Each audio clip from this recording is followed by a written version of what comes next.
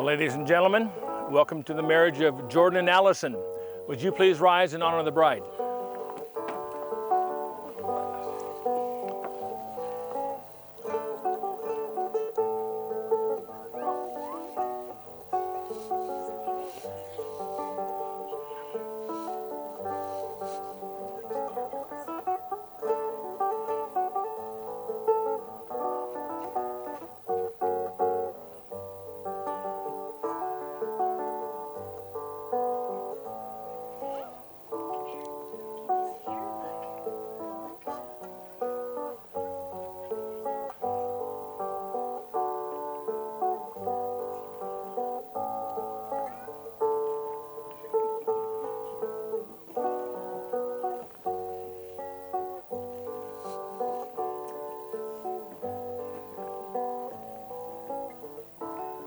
Hold on, wait a second. All right. Who presents Allison in marriage to Jordan today? I do. Okay.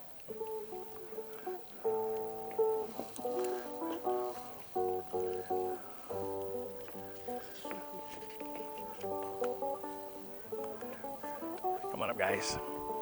Yeah, just right there facing each other, right there. Perfect. Come a little bit closer, Allison. A little bit right there. Well, welcome again, and please be seated. Hey, this guy was anxious to marry you. He was ready. You can be seated. Please be seated. That's a good sign. There are very few occasions that are as important as a marriage ceremony. It's the most loving commitment of all, given to loved ones in the presence of special people. A marriage, it is meant to be a lifetime commitment, one of morality and understanding and devotion. It's a commitment that gives the greatest love and requires the most sacrifice, but it exudes the most happiness. Jordan and Allison, they found someone special to love and to trust with their heart, their mind, and their soul. Someone to come home to after a long day. Someone to support them and comfort them in times of trial, and they got great reason to be happy together today. Today also is a time for you as family and friends to share in your commitment to these two by offering them your best wishes in their new life together. Now, in the years ahead, you will need strength and tenderness. Be firm in that commitment. Don't let your grip become weak, and yet learn to be flexible as you go through change. Don't let your grip become intolerable. Strength and tenderness, firm commitment and flexibility, those are the pillars of a really good marriage. Now, I want to remind you that your happiness in this marriage, that's found in things like mutual consideration, patience, and put a great big capital P in front of that one, kindness, confidence, and affection. Jordan, you're to love Allison as yourself, provide leadership and protect her from danger. And Allison, you're also to love Jordan, encourage him, support him, help him create a healthy and a happy home. It's a duty of both of you to find the greatest joy in each other. And to remember that both in your interest and in your affections, you're to be one and undivided. Well, in a moment, you're going to be exchanging rings and repeating vows, but you have your own words that you're going to share with one another. And so, Allison, if you'll go first, please. And your flowers off. There you go.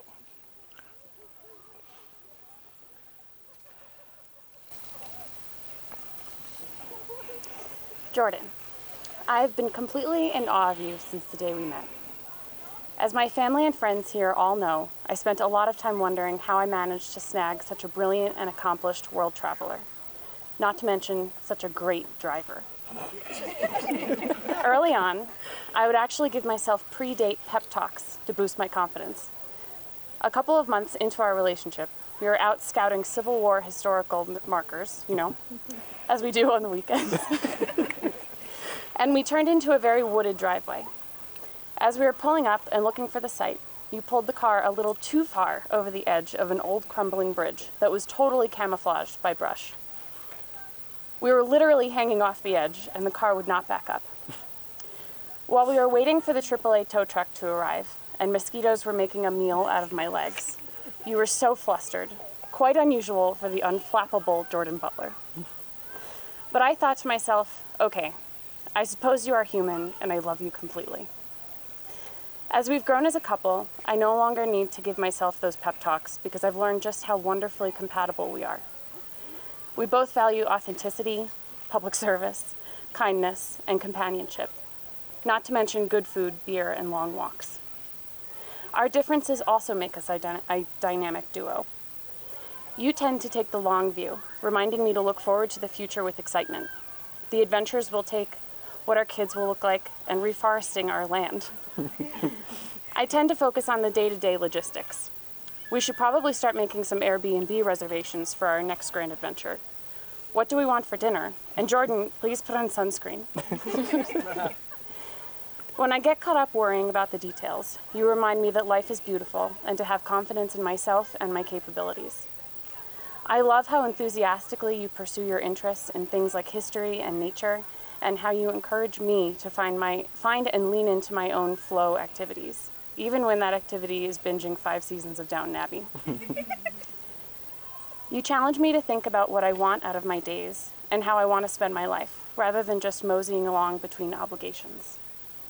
I love how carefully you think things through before speaking or taking action. Just by example, you challenge me to think a little harder and be a little better. And I love how from the very beginning you've prioritized us. When I started thinking about writing my vows, I thought about all of the grand promises we usually hear and felt slightly overwhelmed. I'll get to those in a second, but one more way we are so compatible is all of the little ways we demonstrate our love.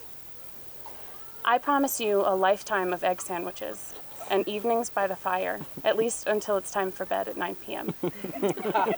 I promise to be your co-pilot as we visit historic sites and to pose for goofy pictures with woodland creatures or statues of the Founding Fathers. I also promise to engage and encourage your interests, to love you completely and unconditionally, through thick and thin, to listen carefully and answer you thoughtfully. I vow to put our family first and to love my new Butler family as my own. Above all, I promise to be your partner and teammate in everything we do. I love you so much, and I'm honored to be your tall, awkward blueberry. Very nice. Okay, Jordan, I'll take it for you. How am I going to follow that? That was out of control. The thing is, Allison, we're all trying our best. I take comfort that none of us have lived other lives before our ones here and now, and we're all trying our best to live the best lives possible. We're living and learning as we go. Something that you might think is a flaw or a weakness in your life could be something that I find is beautiful or a strength. At the very least, a perceived flaw or weakness is just a sign of being human. As we spend the rest of our lives together in an ongoing conversation of who we are, the world we live in, and how we can help shape it for the better, I vow to continue striving to be the person that I can be for myself, sure, but especially for you and our family. I vow to celebrate our victories, like when we found and purchased our dream home, and set aside our failures, like when we tried cooking scrambled tofu instead of scrambled eggs, and I thought I had COVID because I had no taste. In victory and in failure, I vow to learn from them for our future together. When I first met you, I thought you were the most beautiful woman in the conference room. When we started dating, your superlative beauty expanded to all of Baltimore. We moved in together shortly after the pandemic struck, and you were the most beautiful woman in my quarantine. You're in your wedding dress now, alongside me at the altar, and I'm realizing that you're the most beautiful bride on this boardwalk, if not ever. But your superlatives are also in thoughtfulness and understanding of others' challenges. You're present for a quick text saying hello, a note, a drink, or a dinner date to be a source of support. I'm the most fortunate person ever to join you on your own way through life and to receive the thought and care that you give to others. Do I deserve it? I have many weaknesses. I won't go into them here because A, you already know them all, and B, I'm moments away from successfully convincing you that this is all a good idea, and I don't want to blow it.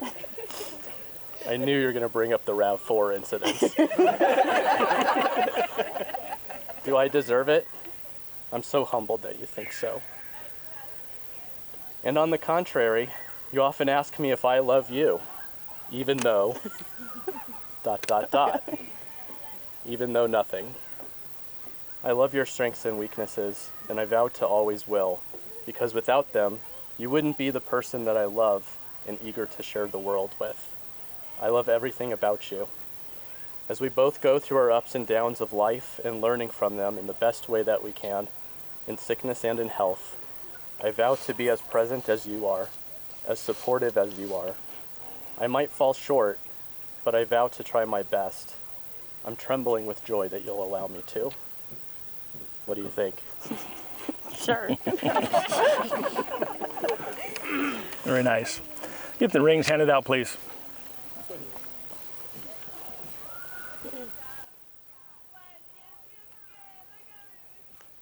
He's got yours behind you. All right, Jordan, if you'll take Allison's ring and place it on her left ring finger, please.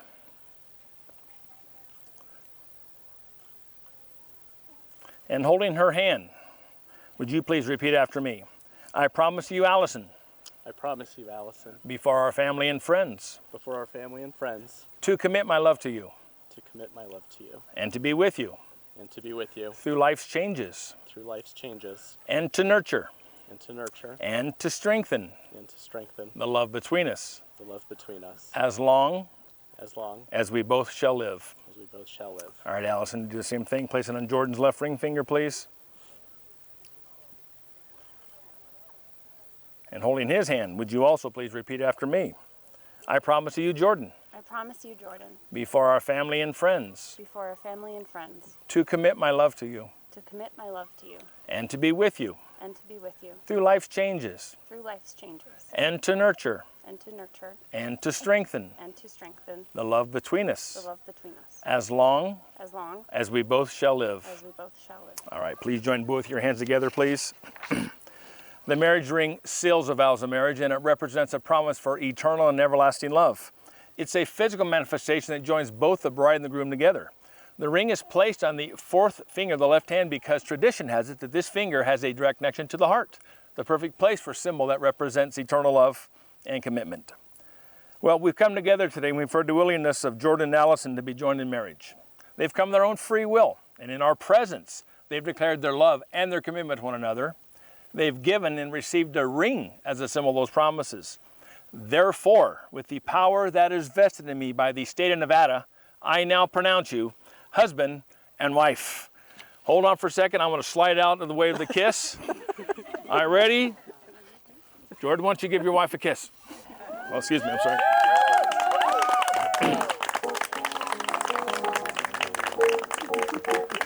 All right, ladies and gentlemen, would you please stand? Grab your flower, son.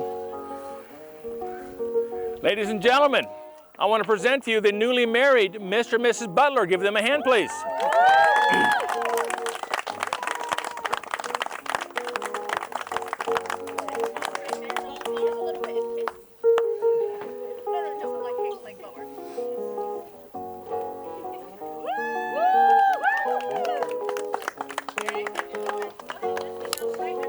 Okay, you guys can head out if you want.